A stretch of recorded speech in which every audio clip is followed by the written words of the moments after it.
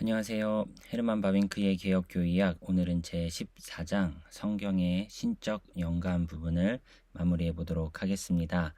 오늘 영상의 결론은 이렇게 날 것 같습니다. 성경의 자증을 부인하려는 시도들은 좌절되었다. 영감은 계시와 구분되나 계시 안에서만 의미를 갖는다. 영감은 중생과 구별된다. 영감은 단순히 종교적 감정을 의미하지 않습니다. 그렇게 된다면 일반 경건서적과 성경의 구별은 없어지겠죠. 성경이 권위를 갖는 이유는 그 내용 때문이 아니라 그 기원 때문입니다. 유기적 견해는 성경론을 훨씬 정당하게 취급하는 길입니다. 성경의 모든 부분이 다 영감되었지만 모든 부분이 동일하게 중요한 것은 아니다. 이 역시 유기적 견해로 바빙크는 설명하고 있습니다. 성경은 모든 학문을 위해 존재하는 것은 아니지만 필연적으로 모든 학문에 영향을 미친다. 이렇게 결론이 날 것 같습니다. 본론 진행해 보겠습니다. 112절입니다. 성경은 어디서도 우리에게 영감에 대한 선명하게 공식화된 교리를 제공하지 않습니다. 하지만 성경은 신적 영감의 증거를 보여주고 더 나아가 교리를 형성하는 데에 필요한 요소들을 제공합니다. 모든 분파적이고 이단적인 경향은 거의 다 신앙 고백서에 대항하여 성경의 호소함으로 시작하는데 자신들이 교회의 가르침에 벗어나는 것은 성경이 요구하는 것이라고 주장하는 것이죠. 하지만 거의 대부분의 경우에 더 자세하게 연구해 보면 교회는 고백을 통해 성경의 증거를 자기 편에 둔다는 사실을 인정하게 됩니다. 성경의 자증에서 벗어나고자 만들어진 또 다른 아주 일반적인 반대가 있습니다. 그들은 말하기를 성경이 여기저기서 영감을 가르칠 수는 있으나 우리가 성경에 관한 가르침을 올바르고 완전하게 이해하기 위해서는 성경의 형성과 역사, 그 내용과 구성에 대한 연구를 통해 알게 된 사실들 또한 반드시 고려해야 한다는 것이죠. 그러므로 성경의 현상들과 일치하고 그 현상들 자체에서 도출된 영감론만이 참되고 좋은 것이라 주장합니다. 하지만 이런 맥락에서 다반사로 일어나는 것은 사람들이 자기 자신의 선험적 견해를 성경에 무리하게 집어넣고 성경을 스콜라주의의 족쇄에 채우는 것입니다. 그들은 정통주의가 무엇보다도 성경에 대한 존중이 부족하다고 말하죠. 정통주의가 성경의 본문과 사실들을 곡해한다고 주장합니다. 이러한 생각은 처음 들을 때는 멋지고 수용할 만한 것으로 들릴지라도 좀 더 숙고해 보면 지지될 수 없는 것으로 드러납니다. 첫째, 기독교에 의해 고백된 것과 같은 영감론이 성경이 스스로에 대해 말하는 바와 반대될 것이라는 것은 옳지 않습니다. 왜냐하면 영감은 성경 자체가 가르치는 사실이기 때문이죠. 소위 성경의 현상들은 성경의 이러한 자증을 전복시킬 수 없습니다. 왜냐하면 누구든지 자신의 성경론을 성경의 형성과 구성에 대한 역사적 연구에 의존하게 하는 자는 이미 성경의 증거를 거부함으로 시작하기에 더 이상 그 성경을 믿지 않기 때문입니다. 그는 성경론을 믿음 안에서 성경으로부터 도출하는 것보다 자기 자신의 연구를 통해 세울 수 있다고 생각하는 것이죠. 그는 성경 대신에 그리고 성경의 생각 위에 자기 자신의 생각을 올려놓고 있는 것에 지나지 않습니다. 그와 같은 연구들로부터 성경에 대한 교리에 이르고자 하는 신학자는 사실상 성경 자신에 대한 성경의 가르침에 대응하여 자신의 학문적 통찰력을 마주 놓는 것이죠. 하지만 이 방법을 통해서는 아무도 성경에 대한 교리에 결코 이르지 못할 것입니다.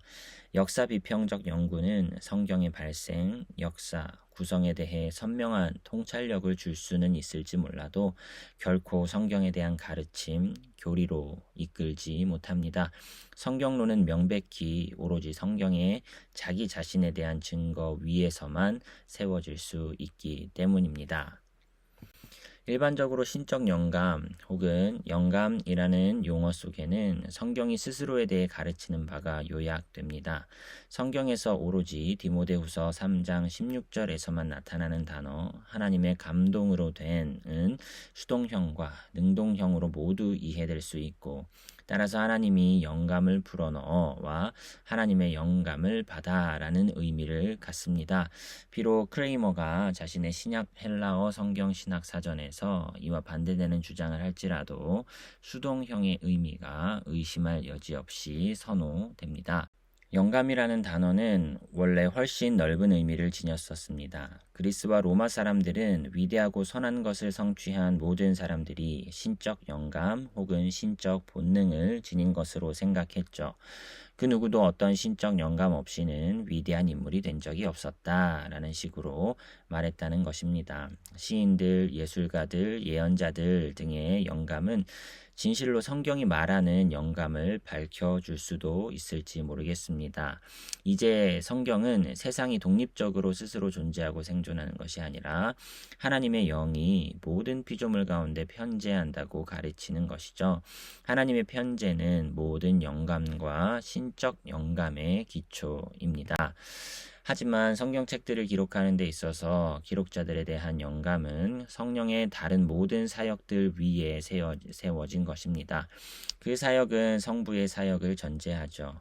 계시의 전달자들은 이런 성부의 사역을 통해 오래전에 그들이 출생한 이후로, 아니 심지어 그들의 족보에서 출생하기 전에 그들의 환경, 양육, 교육 등에 있어 준비되었는데, 이는 그들이 나중에 특별하게 부름을 받을 사역을 위한 것이었습니다.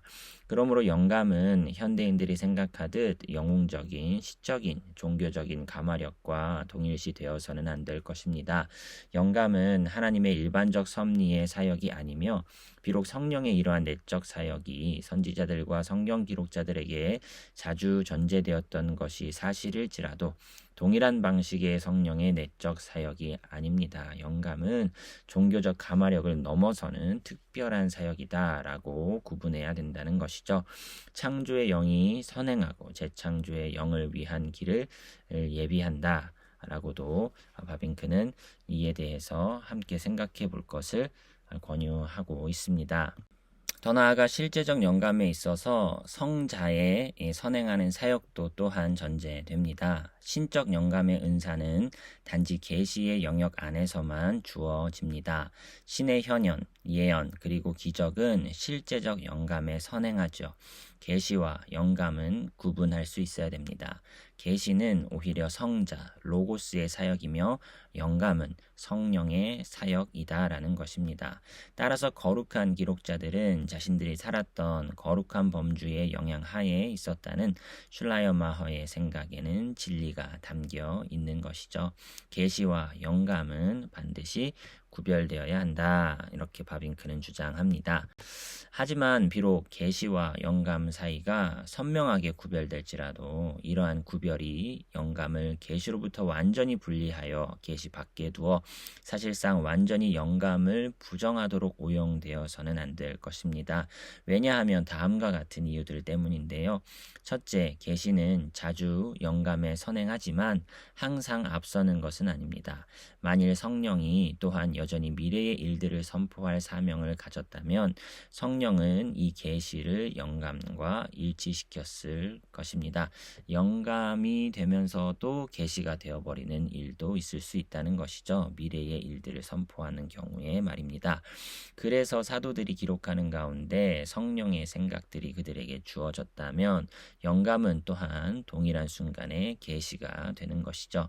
둘째, 사도들이 자신들의 관찰과 연구를 통해 알 수 있었던 일들에 있어서도 예수 자신이 표현했던 것처럼 예수가 말한 것을 배우고 생각나게 하는 성령의 특별한 사역은 필요했습니다. 그리하여서 이게 영감된 것인지 계시된 것인지 이게 구분은 하여야 되겠지만 항상 계시가 영감에 비해 앞선다라고 말할 수는 없다는 것이죠. 셋째, 우리가 명심해야 할 것은 선지자들과 사도들은 보고 들은 목격자들로서 계시에 대해 많이 알 수 있었지만 우리는 단지 그들의 기록된 증거로부터 그리고 그 증거를 통해 계시 전체를 알 수 있을 뿐이라는 점입니다. 따라서 성경은 모든 시대의 교회를 위한 유일한 계시입니다.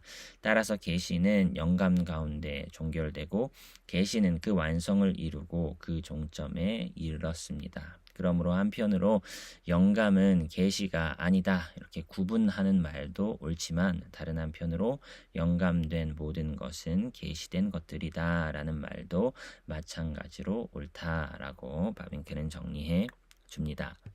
마지막으로 영감은 또한 주로 항상은 아닐지라도 중생, 신앙 그리고 회개에 있어서 성령의 사역을 전제합니다. 대부분의 선지자들과 사도들은 거룩한 사람들, 하나님의 자녀들이었죠.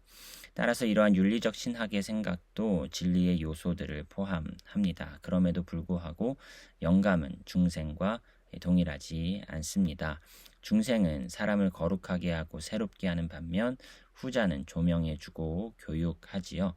중생은 자동적으로 영감을 수반하지 않습니다. 영감은 중생 없이도 가능하다는 것이죠. 중생은 영속적인 성향이며 영감은 일시적인 행동입니다. 자연, 인류, 교회, 선지자들, 성경 기록자들 가운데 있는 성령의 사역은 서로 연관되고 유사하나 동일한 것은 아닙니다. 조화가 있지만 일률적인 것은 아니라는 것이죠. 113절입니다. 그렇다면 영감 자체는 어디에 있는가? 성경이 이에 대해 밝혀주는데 성경은 주께서 선지자들 혹은 자신의 선지자들의 입을 통해 말씀한다고 여러 번 말합니다. 하나님 혹은 성령이 실제적으로 말씀하시는 분이고 정보 제공자이며 원저자인 반면 기록자들은 하나님이 그들을 통해 말씀하는 도구이며 제2의 저자들이고 기록자들이며 서기관들입니다. 베드로후서 1장 19에서 21절은 이것을 더 선명하게 밝혀주는데 거기서 예언의 기원은 인간의 뜻이 아닌 성령의 감동하심에서 발견됩니다. 그러므로 영감에 대한 올바른 견해는 명백히 원저자와 제2저자들의 상호간의 올바른 관계에 의해 결정됩니다. 범신론과 이신론은 그 관계를 올바르게 묘사할 수 없는데 범신론은 인간의 사역을 정당하게 취급하지 못하고요. 이신론은 하나님의 사역을 정당하게 취급하지 못하기 때문입니다. 오로지 성경의 유신론만이 좌편과 우편의 오류를 피할 수 있다라고 바빙크는 주장하지요. 영감이 후속적인 승인, 오류로부터의 단순한 보존 혹은 역동적인 것과 같이 사람들의 영감으로 묘사될 때 하나님의 영감 사역은 정당하게 다루어지지 못합니다. 레시우스와 본프레리우스는 이런 입장에 대해 성경에 나타난 세속 작가들의 인용 문구들에 호소했고 그것들은 성경에서의 이러한 인용으로 인해 정경적 권위를 획득했다고 보는 것이죠. 그러나 이러한 호소는 증거 효력이 없는데 왜냐하면 그 경우가 같지 않기 때문입니다. 언급된 성경 구절들에서 두 명의 세속 작가들은 바울에 의해 인용되었지만 우리는 또한 그 인용에서 하나님 편으로부터의 차후의 승인이라는 사실에 직면하지요. 그러나 교회는 어떤 정경도 어떤 단 한 권의 책도 영감된 것으로 만든 것이 아니라 다만 교회 내에 이미 오랫동안 영감된 정경적 글로 확립되고 권위를 가졌던 것을 인정하고 고백했을 뿐입니다. 만일 교회가 사실상 영감되지 않았던 어떤 글을 영감된 책의 지위에 승격시켰다면 교회는 사기죄를 저지른 것입니다. 그래서 바티칸 공의회 3차 회기 2장은 올바르게 선언하기를 교회가 성경의 책들을 거룩한 정경으로 여기는 것은 그 책들이 단지 인간의 노력으로 작성된 다음 교회의 권위로 승인되었기 때문이 아니다. 그리고 동시에 동일한 이유들로 바티칸 공의회는 또한 영감이란 단지 오류로부터의 보호라는 취지도 정죄했습니다.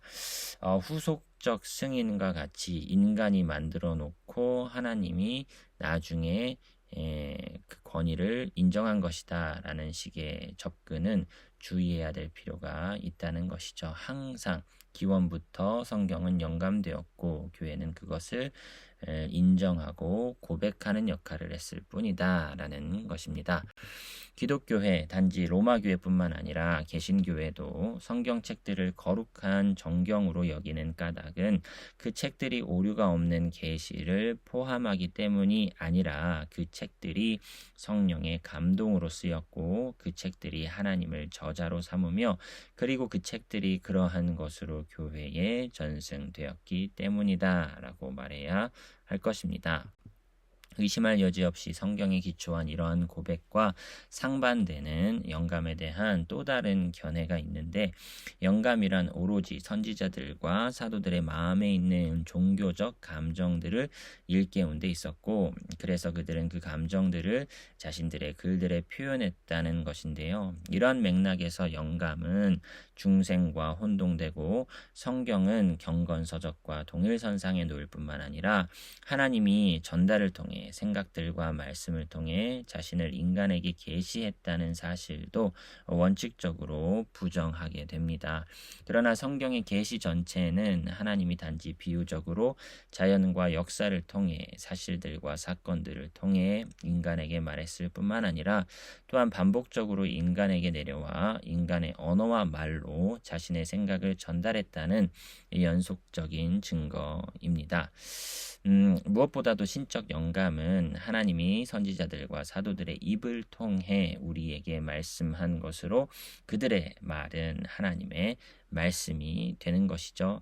단순히 종교적 감정들을 서술했다라고 하면 영감과 중생의 구분이 모호해집니다. 영감, 하나님의 말씀을 기록하는 데 있어서는 중생과는 구별되는 특별한 하나님의 개입하심, 영감이 작용했다라고 우리는 생각할 수 있어야 한다는 것입니다. 디모데후서 3장 16절에서 성경이 하나님의 감동으로 되었다고 불리는 것은 1차적으로 그 내용 때문이 아니라 그 기원 때문입니다. 이 성경은 영감을 주기 때문에, 그리고 영감을 주는 한 영감된 것이 아니라 그 반대로 성경은 하나님을 내쉬며 영감을 주는데, 왜냐하면 성경이 하나님에 의해 영감을 받았기 때문이다. 우리는 기원적인 측면에서 성경의 권위를 인정할 수 있어야 된다는 것이죠. 하나님은 단지 사람 내부에만 아니라 또한 특별한 말씀과 행위들을 통해서 사람에게 자신을 계시하시죠. 그럼에도 불구하고 가끔 기계적 견해를 드러내는 표현들과 개념들이 없지는 않습니다.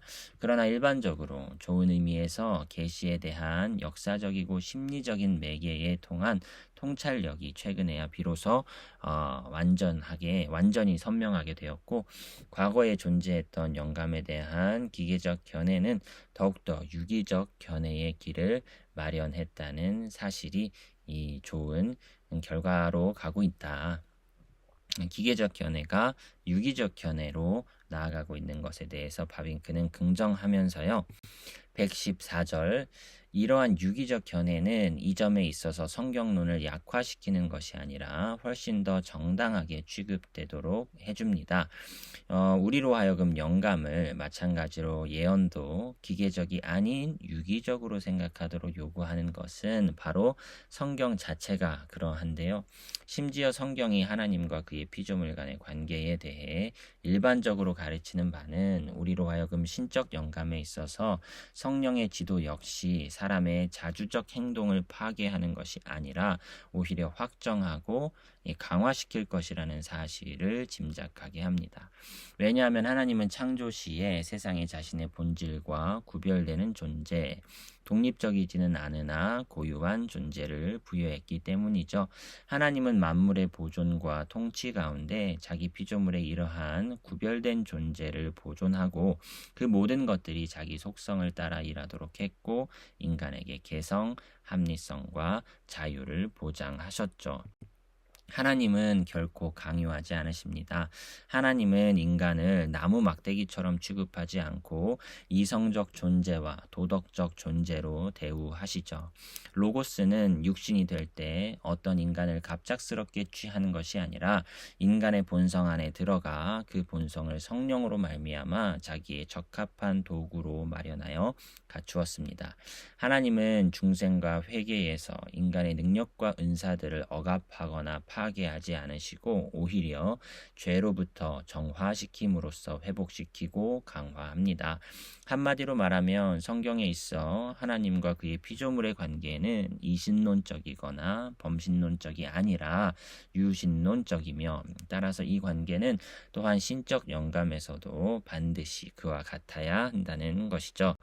성경 자체가 이것을 직접적으로 그리고 구체적으로 가르칩니다. 주의 영은 선지자들과 사도들 안에 들어가 그들 자신이 연구하고 생각하며 말하고 기록하는 데 쓰임받도록 인도했습니다. 그들을 통해 말하는 이는 하나님이나 동시에 말하고 기록하는 이는 그들 자신인 것이죠. 그들은 성령에 의해 자극을 받았으나 그들 자신이 말하는 것입니다. 신적 영감에 해당하는 모든 다양한 순간들은 주의 영이 선지자들과 사도들의 개성을 억압하지 않고 그와는 반대로 고귀한 사역으로 상승시켰다는 사실을 보여줍니다. 첫째, 이것은 그들이 어릴 때부터 따로 구별되었고 나중에 하나님이 그들을 불러 맡길 사명을 위해 준비되고 자격을 갖추게 되었다는 사실에서 드러납니다. 그들의 천성적인 성향과 속성, 그들의 성격과 경향, 그들의 지성과 발전, 그들의 마음과 결단력은 훗날 그들에게 다가올 소명으로 인해 사라지는 것이 아니라 다만 그것들 자체가 주의 영으로 말미암아 미리 형성되어 이제 또한 동일한 영에 의해 봉사와 쓰임을 받는 것이죠. 그들의 인격 전체는 모든 은사와 능력과 더불어 그들이 부름받은 소명을 위해 쓰임 받았다는 것입니다. 둘째, 소위 기록하려는 충동은 이러한 하나님의 영에 의해 인도된 선지자들과 사도들의 유기적 사역에 대해 매우 뚜렷한 증거를 제공하는데요. 왜냐하면 기록에 대한 직접적인 명령은 단지 소수의 본문에서만 언급되기 때문입니다. 이로 인해 하나님의 말씀은 영구 보존되었고 인류 전체의 소유가 되었다. 선지자들과 사도들의 글이 역사 밖이 아닌 역사로부터 그리고 역사 안에서 생겨났다는 바로 그 이유 때문에 또한 신학에서 그 모든 경우들과 환경들, 성경책들이 발생했던 환경들을 연구하고 가르치는 학과가 존재하는 것이죠. 하지만 육에 속한 사람은 그 2차적 원인들에 머무르는 반면에 영에 속한 사람은 그 1차적 원인을 간파하고 성경의 빛 아래 그 모든 것 가운데에서 성령의 특별한 인도를 발견할 것이다 라고 바빙크는 말합니다.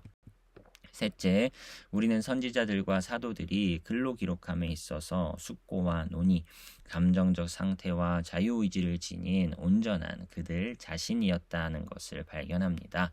연구, 숙고와 기억, 자료들의 사용, 그리고 한 저자가 책으로 쓸 때 소용되는 일반적인 모든 보조 수단들은 신적 영감으로 인해 멸시되거나 배제되는 것이 아니라 그와는 정반대로 신적 영감에 수용되어 하나님이 의도한 목적에 쓰임을 받죠.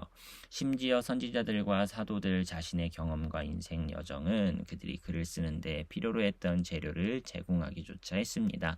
시편에서 경건한 시인은 번갈아가며 한탄하고 환호하며 슬픔에 잠기거나 기쁨으로 노래하죠. 바울은 로마서 7장에서 자기 자신의 인생 경험을 기록하기까지 한다는 것입니다.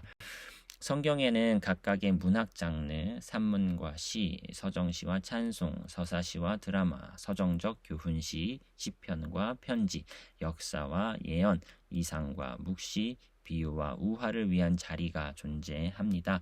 각 장르는 자기의 고유한 속성을 보존하기에 반드시 자기의 고유한 법칙에 따라 평가되어야 하지요.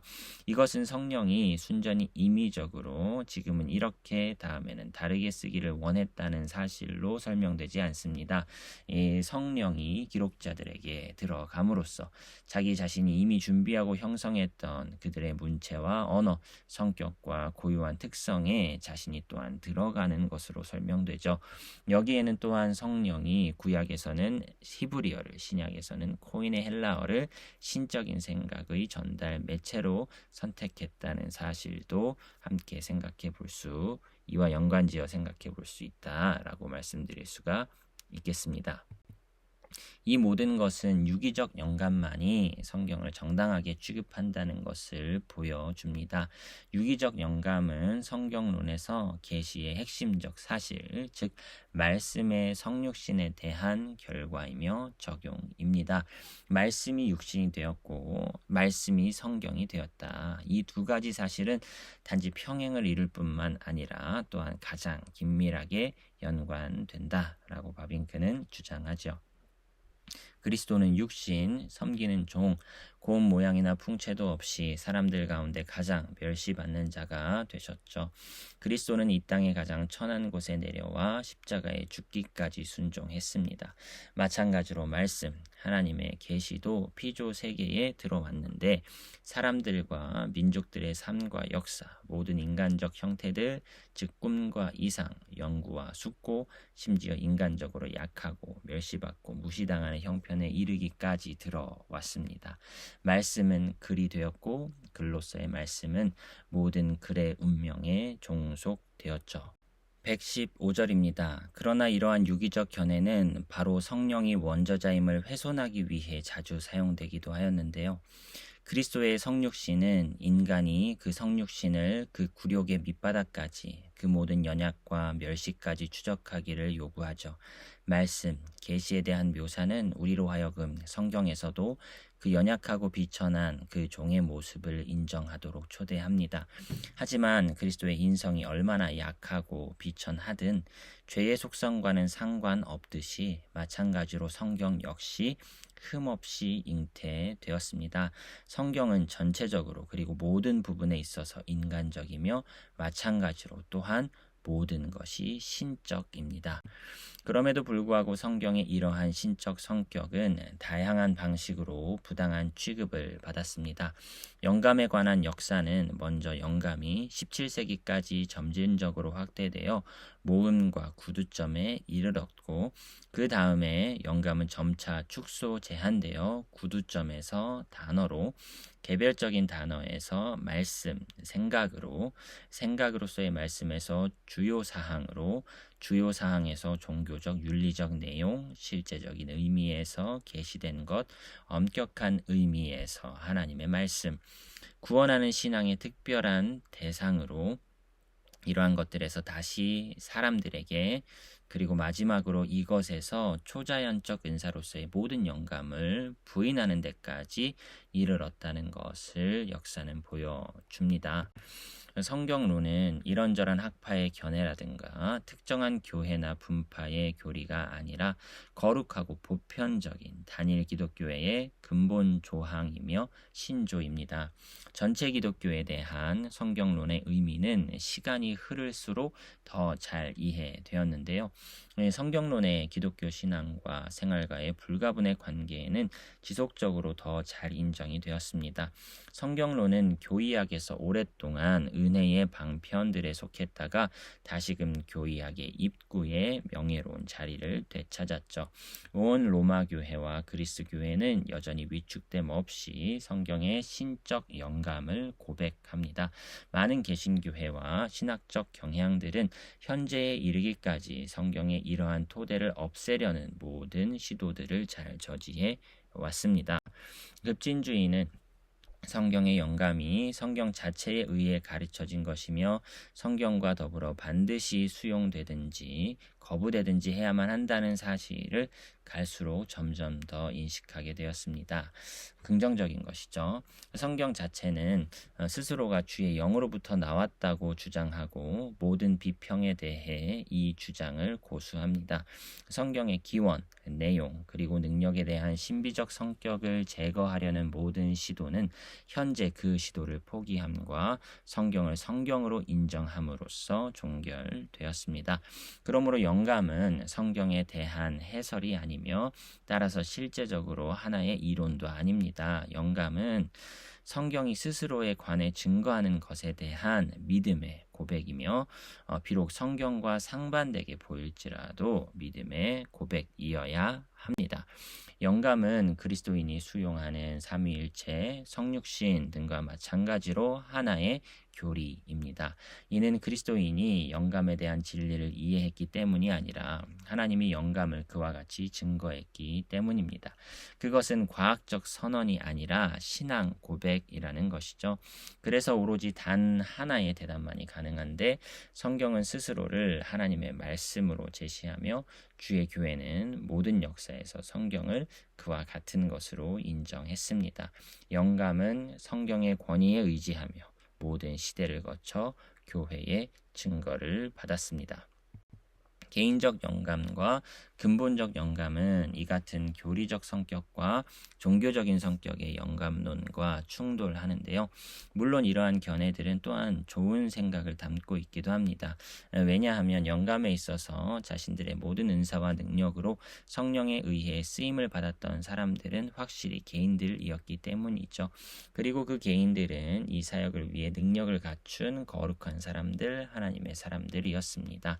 영감에 있어서 이러한 개인적 영감을 염두에 둘 때, 그리고 염두에 두는 한 심지어 그 크기와 정도에 있어서 차이가 난다는 점도 함께 생각해 볼 필요가 있죠. 그 결과 성경의 다양한 책들 사이에도 아주 커다란 차이가 생기는데요. 따라서 성경의 모든 책들이 동일한 가치를 갖는 것은 아니다라고도 생각할 수 있어야 하겠다는 것입니다. 생각할 수 있다는 것이죠. 하지만 이러한 개인적 영감 혹은 소위 예언적 영감의 차이는 기록적 영감을 약화시키거나 제한하는데 오용되어서는 안 될 것입니다. 개인적 영감과 근본적 영감의 옹호자들이 사실상 이렇게 오용하는데요. 이 두 가지 개념은 성경의 자증과 모순되죠.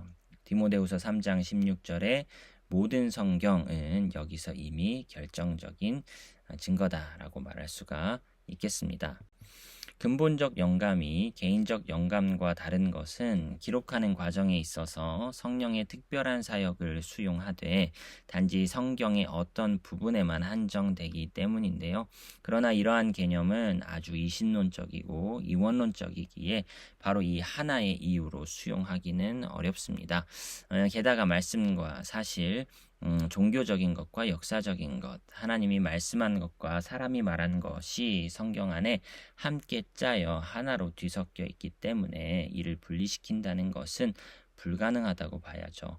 성경에 있는 역사도 하나님의 계시의 한 종류다. 우리는 이렇게 봐야 한다는 것입니다. 신적 영감에 대한 다소 기계적 견해에 있어서 그 범위에 대한 견해차가 쉽게 발생할 수 있는데요. 생각들, 단어들과 문자들 사이에 긴밀한 연관에 대한 선명한 이해가 없었기 때문에 과거의 학자들은 영감이란 단지 이 첫 번째까지 미치는지 아니면 마지막까지 미치는지에 대해 자주 논쟁했었죠. 하지만 만일 신적 영감이 보다 더 유기적으로, 즉 보다 역사적이고 심리적으로 이해된다면 이러한 논쟁의 중요성은 사라지는 것입니다. 결국 기록 과정에 있어서 성령의 사역이란 기록자들의 인간적 의식을 출생, 양육, 자연적 재능들, 연구, 기억, 숙고, 인생 경험, 계시 등을 통해 다양한 방식으로 준비한 이후 기록하는 과정 자체에 있어서 신적인 생각을 온갖 지위와 형편, 온갖 민족들과 모든 세계의 사람들에게 최선의 방식으로 해석할 수 있는 생각들과 단어들, 언어와 문체로 그들의 의식 가운데 떠오르게 하는 것입니다.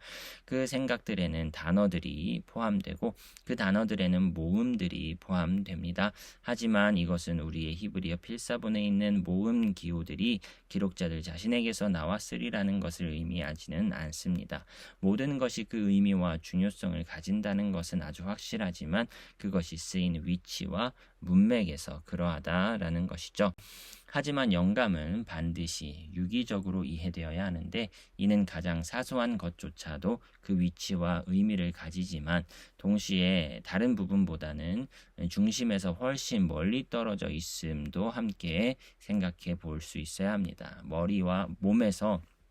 머리와 심장은 손과 발보다 훨씬 중요한 위치를 차지하고 손과 발은 다시금 손톱이나 머리카락보다 더 가치가 있는 것처럼 단 하나의 영혼이 몸 전체와 모든 부분에 전체적으로 존재하지만 단 한 분의 성령을 통해 성경 전체가 기록자들의 의식을 통해 산출되었지만 동일한 생명은 몸의 다양한 지체들 가운데 내재하여 활동하는 방식에 있어서는 차이를 지닌다는 점을 우리는 좀 인정할 수 있어야 한다. 고려해 볼 수 있어야 하겠다는 것입니다. 성경에도 역시 다양한 은사가 있으나 성령은 동일하다라는 것이죠.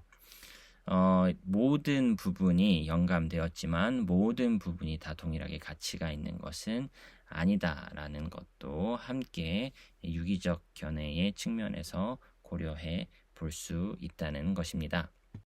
116절입니다. 이러한 성경의 영감에 대한 아주 심각한 반대들이 많이 제기가 되었는데요. 그것들은 성경의 많은 책의 진정성과 신빙성을 의심하는 역사적 비평에서 유래했습니다. 그것들은 또한 성경에 자주 나타나는 내적인 모순들, 신약에서 구약이 인용되고 해설되는 방식, 성경 이야기들과 종종 조화될 수 없는 세속의 역사, 성경의 창조와 기적들과 모순되는 자연의 발생과 존재, 성경 인물들의 신앙과 삶에 대한 종종 비난하는 종교와 윤리, 본문 비평에 따라 성경에 잡힐 원고들의 소실, 사본들의 훼손, 그 번역들의 결함 등을 내포하는 오늘날의 성경 형태에서 이러한 성경 영감에 대한 반대들이 많이 일어나게 되었죠. 그럼에도 불구하고 1차적으로 지적되어야 할 사실은 모든 역사를 거쳐 성경에 제기되었던 논쟁에 대한 윤리적 의미입니다. 만일 성경이 하나님의 말씀이라면 그 논쟁은 우연하는 것이 아니라 필연적이며 또한 완전히 해설될 수 있는 것입니다. 왜냐하면 성경은 그리스도 안에 있는 하나님의 계시에 대한 설명이므로 그리스도 자신이 그랬던 것처럼 반드시 동일한 반대를 불러 일깨워야 하기 때문이다라는 것이죠. 이 성경은 단지 과거에 영감된 것일 뿐만 아니라 오늘날도 여전히 영감하는 것입니다. 영감 행위에 앞서 많은 것들, 즉 자연, 역사, 계시, 중생에서의 성령의 사역 전체가 선행했던 것처럼 또한 많은 것들이 영감에 뒤따르고 있죠. 영감은 격리된 채로 존재하지 않습니다. 성령은 영감 행위 이후에 성경으로부터 물러나지도 성경을 성경의 운명에 내맡기지도 않고 다만 성경을 지지하며 생기를 주고 여러 가지 형태로 그 내용을 사람들의 마음과 양심에 전달합니다. 성령은 하나님의 말씀으로서의 성경을 통해 육에 속한 사람의 생각과 뜻에 대항하여 지속적으로 싸웁니다. 따라서 우리는 그 자체로 성경이 언제나 반대와 논박을 받았다는 사실에 조금도 놀랄 필요가 없습니다. 그리스도는 십자가를 졌고 성경은 그리스도의 여종이죠. 성경은 그리스도의 멸시에 참여합니다. 성경은 죄인의 적대감을 불러일으키죠. 이제 물론 이러한 적대감으로 성경에 대한 모든 반대를 설명할 수는 없습니다. 하지만 성경이 이 시대에 노출된 공격들 그 자체로 판단되어서는 안 되죠. 그것들은 의심할 여지 없이 이 시대의 정신적 조류 전체와 연관이 됩니다. 성경은 하나님의 말씀으로 모든 육에 속한 사람들의 반대와 불신앙에 직면합니다. 죽은 정통주의 시대에 성경에 대한 불신앙은 원리적으로 역사적이고 비판적인 우리의 시대와 마찬가지로 강력했습니다. 모양은 변해도 본질은 여전히 동일하다는 것이죠.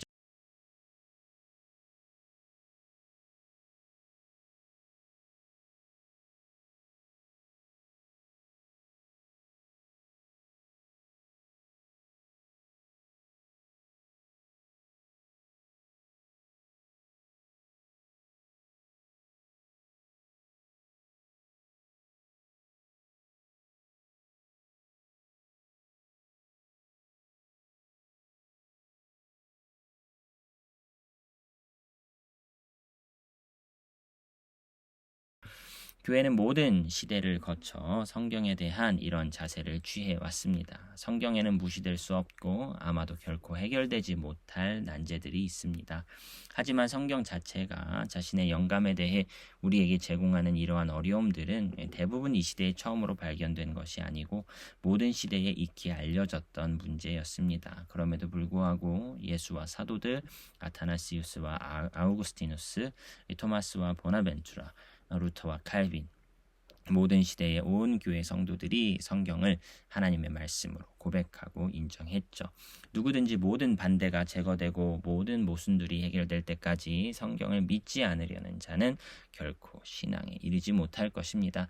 예수는 보지 못하고 믿는 자들은 복되도다라고 말했죠. 이 믿음의 영역이 성경을 인정하는 데 있어서도 아주 필수적으로 필요하다라고 말을 하고 있는 것입니다. 누구든지 믿음으로 시작하지 않으려는 자는 결코 지식에 이르지 못할 것입니다. 인식론은 철학의 기초 원리죠. 하지만 처음부터 끝까지 풀 수 없는 신비이기도 합니다. 누구든지 지식에 이르는 길이 열린 것을 보기 전에는 학문적 탐구를 하지 않으려는 자 결코 어떤 것도 시작하지 못할 것입니다. 누구든지 음식이 만들어진 과정을 이해하기 전에는 먹지 않으려는 자는 굶어 죽을 것입니다. 이해로 잘 되지 않기에 이해되지 않는 것을 꽉 붙들어라. 베이츠가 이런 말을 남겼다고 하는데요. 자연, 역사 그리고 모든 학문은 성경과 마찬가지로 많은 난제들을 제시합니다. 누가 이것 때문에 만물에 대한 하나님의 섭리를 믿는 신앙을 포기한단 말입니까? 누가 이것 때문에 하나님이 전능한 손으로 자연과 역사라는 책을 기록한다는 것을 의심한단 말입니까? 마지막 117절입니다. 하지만 영감에 대한 유기적 견해는 제기된 반대들에 대처하기 위해 많은 수단들을 사용합니다. 유기적 견해는 하나님의 말씀의 기록에 있어서 성령이 신적인 것을 봉사하기 위한 도구로서의 인간적인 것을 멸시하지 않는다라는 사실을 말하죠. 하나님의 계시는 추상적인 초자연적인 것이 아니라 인간적인 것들, 즉 사람들과 형편들, 형태와 관습들, 역사와 삶에 개입했습니다. 그 계시는 죄를 제외한 모든 면에서 우리처럼 살과 피가 되었습니다. 인간적인 것이 신적인 것의 도구가 되었고 자연적인 것이 초자연적인 것의 계시가 되었으며 가시적인 것이 비가시적인 것의 표지와 봉인이 되었습니다. 영감에 있어서 인간 본성에 담긴 모든 재능들과 능력들이 사용되었다는 것입니다. 따라서 첫째, 성경책에서 발견되는 언어와 문체, 성격과 개성의 차이가 완전하게 설명될 수 있습니다. 유기적 영감에 있어서 이 차이란 완전히 자연스러운 것이죠. 마찬가지로 자료의 사용, 기록자들의 이전 글들에 대한 친숙함, 자신들의 연구, 기억, 숙고와 인생 경험은 유기적 견해에 의해 배제되지 않고 수용되었죠. 성령 자신이 기록자들을 이런 방식으로 준비했습니다. 성경은 위로부터 그들에게 갑작스럽게 강림한 것이 아니라 그들의 전 인격을 자신의 도구로 사용했던 것입니다. 은혜는 자연을 파괴하는 것이 아니라 완전하게 한다라는 말이 여기서 완벽히 적용될 수 있는 것이죠. 둘째, 계시와 영감에 대한 유기적 견해가 수반하는 것은 평범한 인간적인 그리고 자연적인 삶이 배제되지 않고 하나님의 생각에 쓰임을 받았다는 사실입니다. 성경은 하나님의 말씀입니다. 성경은 단지 하나님의 말씀을 포함할 뿐만 아니라 하나님의 말씀이다. 하지만 이 표현에서 형식적 요소와 실질적 요소를 분리하여 생각지 말아야 합니다. 성경이 하나님의 말씀인 까닭은 성령이 그 가운데서 그리스도에 관해 증거하기 때문이며 성경이 성육한 말씀을 재료와 내용으로 삼기 때문입니다. 형태와 내용은 서로 스며들어 분리되지 않는다는 것이죠. 셋째, 성경의 의도와 목적은 그 내용과 가장 긴밀하게 연관됩니다. 성경은 철저히 종교적, 윤리적 목적을 가집니다. 성경은 다양한 학문들을 위한 안내서가 되기를 원치 않죠. 성경은 오로지 신학의 기초 원리이며 우리가 신학적으로 읽고 연구할 것을 기대합니다. 성경을 중심으로 한 모든 학과목들에 있어서 우리의 목적은 하나님에 관한 구원의 지식입니다. 성경은 이를 위해 필요한 모든 정보들을 우리에게 제공하죠. 이런 의미에서 성경은 전적으로 충분하며 완전합니다.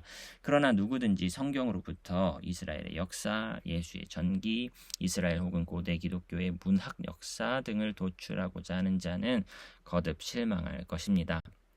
역사적 비평은 성경의 이러한 목적을 완전히 잃어버린 예이죠. 그것은 이스라엘 민족사, 종교사, 그리고 문학의 역사를 제공하려고 시도하며 선언적으로 성경이 충족시킬 수 없는 것을 성경에 요구합니다. 그것은 해결될 수 없는 모순들을 직면하고 자료와 책들을 끊임없이 분류하며 그것들을 전혀 다르게 배열하고 정돈하여 결과적으로 오로지 절망적인 혼돈만 발생시킬 뿐입니다. 성경은 우리가 수학, 천문학, 화학 등에서 요구하듯이 엄밀한 지식에 만족하지 않습니다. 성경에 그러한 잣대를 놓아서도 안 되죠. 그래서 자필 원고들은 상실되었고 그런 이유로 본문은 얼마나 작든 간에 훼손되었으며 그런 이유로 교회는 참으로 단지 평신도뿐만 아니라 결함과 오류를 지닌 번역 성경만을 소유합니다. 그것들이 우리에게 가르치는 바는 성경이 고유한 기준을 가지고 고유한 해석을 요구하며 고유한 목적을 가진다는 사실입니다. 그 목적은 다름 아닌 우리가 구원에 이르는 지혜를 얻는 것이죠. 복음서들은 예수의 생애를 위한 것이 아니라 예수의 인격과 사역에 대한 교리적 지식을 위한 자료입니다. 성경은 기독 종교와 기독교 신학을 위한 책이죠. 성경은 이를 위해 적합한 것입니다. 그러므로 성경은 성령을 통해 우리에게 주어진 하나님의 말씀입니다. 마지막으로 이런 관점으로부터 다른 학문들에 대한 성경의 관계가 분명해질 수 있는데요. 성경은 무엇보다 하나님에 관한 지식의 책으로서 다른 학문들에 대해서도 많은 것을 말합니다. 성경은 또한 학문과 예술의 발의 등이며 길의 빛입니다. 그리스도는 하늘과 땅의 모든 권세를 가지셨죠. 객관적으로 계시가 성경의 종교적 윤리적 부분에만 제한된다는 것은 옹호될 수 없고 주관적으로 인간의 삶이 종교적인 것과 그 외의 것으로 분리된다는 것은 고수될 수 없습니다. 계시는 성경의 모든 부분들까지 확대되고 종교는 인간 전체의 문제입니다. 성경에 기록되는 아주 많은 것들은 또한 근본적으로 다른 학문들에도 중요하다는 것인데요. 하지만 성경의 그 모든 사실들은 스스로 그 자체를 위해서가 아니라 우리가 하나님을 알아 구원에 이르도록 해주는 신학적인 목적을 가지고 전달됩니다. 성경은 학문 그 자체와 결코 의도적으로 상관하지는 않습니다. 예수는 구원자이며 오로지 그뿐이고 또한 그것이 전부입니다.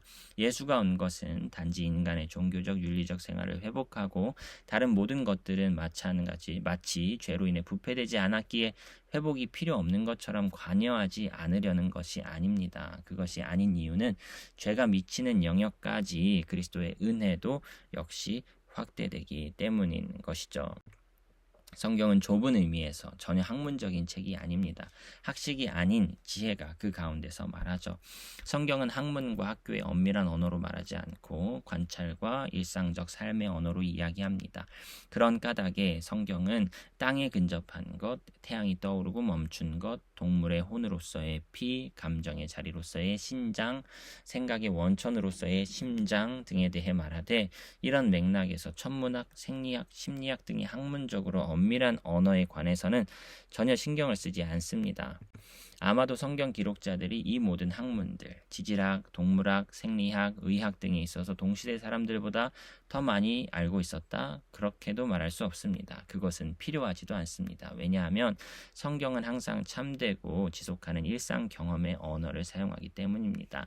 만일 그 대신 성경의 학교의 언어를 사용하고 학문적으로 엄밀한 언어를 사용했더라면 성경은 자기 자신의 권위를 오히려 방해했을 것입니다. 하지만 이제 성경은 가장 단순한 자도 이해할 수 있고 배운 자와 못 배운 자 모두에게 선명한 일반적인 언어로 말하죠. 성경은 항상 학문과 학교의 언어와 나란히 지속될 관찰의 언어를 사용합니다. 최근에 많은 로마교 신학자들은 성경의 역사서술에 관하여 유사한 생각을 표명했습니다. 그들은 신적 영감의 교리와 최근의 성경 비평의 결과들을 서로 조화시킬 수 있도록 절대적 진리와 상대적 진리, 인용된 내용의 진실성과 인용의 정확성, 내용적으로 참된 이야기와 단순히 성경 기록자들에 의해 어떠한 이유로 내용의 객관적 진리를 보증하거나 보정하려는 의도 없이 다른 자료들이나 민속 전통으로부터 전수된 이야기 사이를 구분했습니다. 그래서 성경책들의 저자들은 자연 현상들을 언급할 때와 마찬가지로 역사에 대해 이야기할 때도 자주 객관적 실제를 따른 것이 아니라 겉으로 드러난 주관적 외양을 따라 기록했으리라는 것인데요. 하지만 이러한 생각은 역사 서술에서 용인될 수 없습니다. 그들이 역사적 영역에서 겉모양을 따라 기록했다면, 즉 확실히 객관적으로 발생한 것에 따라서가 아니라 주관적으로 그들 시대의 사람들이 많이 믿었던 것을 따라 기록했다면, 이로써 그들은 우리에게 잘못된 인상을 심어주고 결국 자신들의 권위와 신뢰성에 손상을 입습니다. 만일 이 원칙이 시종일관 적용된다면 오늘날 많은 로마교 신학자들이 이미 하고 있듯이 단지 창세기의 첫 장들 뿐만 아니라 이스라엘과 원래 기독교의 모든 역사는 신화와 전설로 귀결될 것입니다. 세속 역사의 관점에서, 그리고 그 기준에 따라 평가될 때 성경은 자주 불완전하고 결함이 많으며 결코 오늘날의 역사적 비평의 규칙을 따라 쓰이지 않았습니다. 이것은 결코 성경의 역사 서술이 사실이 아니고 신뢰할 수 없다는 것을 의미하지 않습니다. 왜냐하면 건전한 지성을 가진 사람이 논리학을 배우지 않고도 아주 훌륭하게 논리적으로 논증할 수 있는 것과 마찬가지로 리포터도 역시 역사적 비평의 규칙들을 미리 배우지 않고도 무슨 일이 발생했는지에 대해 정확한 이야기를 완벽하게 전달할 수 있기 때문이죠. 만일 역사적 비평이 삶의 이러한 실제를 부인한다면 그 비평 자체는 혹평으로 변질되고 그 비평이 집중했던 대상을 파괴하고 말 것입니다. 파괴하는 것이죠. 하지만 성경의 역사 서술 전체는 그 고유한 노선을 따르고 고유한 목적을 주시한다는 사실을 증거합니다. 그 서술은 시간과 장소의 확정, 사건들의 순서, 환경들의 배치에 있어서 우리가 종종 기대하는 그와 같은 상세한 사항들을 전혀 제공하지 않습니다. 중요한 사건들, 예를 들어 예수의 출생, 그의 공적 사역의 기간, 성찬을 제정할 때 그가 했던 말들, 그의 부활 등에 대한 보도들은 전혀 일치하지 않고 다양한 견해들의 여지를 남겨놓습니다. 게다가 또한 역사적 권위와 규범적 권위 사이에 차이가 존재한다는 것은 전적으로 옳은 말이죠. 성경에 기록되고 인용된 모든 것이 그것 자체로 내용에 있어서 참된 것이 아닙니다. 왜냐하면 성경에는 사탄, 거짓 선지자들, 불경한 자들의 문자적인 말들도 인용되고 있기 때문이죠. 어떤 경우에는 우리가 인용문을 취급해야 할지, 아니면 단지 그와 같은 인용의 정확성만이 아니라 그 인용문의 내용까지도 성경의 권위에 포함되는지, 또는 성경에 의해 포함되는, 성경의 권위에 포함되는지, 또는 성경의 특정 부분이 단지 역사적 권위만을 갖는지 아니면 규범적 권위도 갖는지 결정한다는 것은 정말 어렵습니다. 성경의 교리는 이 점에 있어서 전혀 발전하지 않았고 특별한 연구들을 위한 여지가 많이 남아 있지요. 그래서 마지막으로 덧붙여야 할 것은 성경이 모든 면에서 진리이지만 이 진리는 모든 구성 요소들 가운데 동일한 속성을 가진 것은 전혀 아니다라고 말할 수 있어야 하겠습니다. 신적 영감은 앞에서 지적했듯이 문학의 모든 장르를 그 목적에 맞게 사용했죠. 비유와 우화의 진리는 역사적 설화의 진리와 다르고, 후자는 다시금 지혜문학, 예언 그리고 시편의 진리와 다릅니다. 우리가 어디까지 욥기, 전도서, 아가서를 반드시 역사로 아니면 역사적으로 표현된 것으로 여겨야 하는지에 대해서는 의견 차이가 있을 수 있습니다.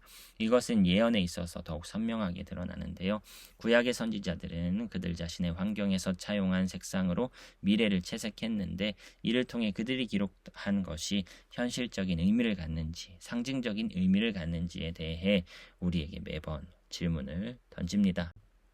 성경은 가장 높고 거룩한 것들, 영원하고 보이지 않는 것들을 항상 인간적인 방식으로 말합니다. 성경은 그리스도처럼 인간적인 그 어떤 것도 이상한 것으로 여기지 않습니다. 하지만 그것 때문에 성경은 인류를 위한 책이며 세상 끝날까지 지속되죠. 성경은 오래되었으나 결코 시대에 뒤떨어지지 않습니다. 성경은 항상 새롭고 신선하게 지속되며 생명의 말씀입니다. 하나님의 말씀은 영원토록 지속된다 라고 하면서 바빙크는 성경의 신적 영감 부분을 마무리합니다. 오늘 영상의 결론입니다. 성경의 자증을 부인하려는 시도들은 좌절되었습니다. 영감은 계시와 구분되지만 계시 안에서 의미를 갖죠. 영감은 중생과 구별됩니다. 영감은 단순히 종교적 감정을 의미하지 않습니다. 만약 그렇게 된다면 성경과 일반 경건 서적과의 구별은 없어지고 말 것이죠. 중생과는 구별되게 또한 영감은 성경을 기록하는 데 있어서 특별한 능력으로 성령이 작용한 것이다 라고 말할 수 있어야 한다는 것입니다. 성경이 권위를 갖는 이유는 내용 때문이 아니라 그 기원 때문에 권위를 갖는다라고 1차적 이유가 그 기원에 있다. 성경 권위의 1차적 이유는 그 기원에 있다라고 말할 수 있다는 것입니다. 유기적 견해에 대해서 많이 또한 제가 개인적으로 관심이 있는데요. 유기적 견해는 성경론을 훨씬 정당하게 취급하는 길이죠. 성경의 모든 부분이 다 영감되었습니다만 모든 부분이 동일하게 중요한 것은 아닙니다. 이 역시 머리에서 심장이 얼마나 떨어져 있고 팔다리가 머리에서 얼마나 떨어져 있고 라는 식으로 유기적 견해로 또한 설명을 바빙크는 하고 있죠. 성경은 모든 학문을 위해 존재하는 것은 아니지만 또한 필연적으로 모든 학문에 영향을 미친다라고 또한 마지막 부분을 정리해 보았습니다.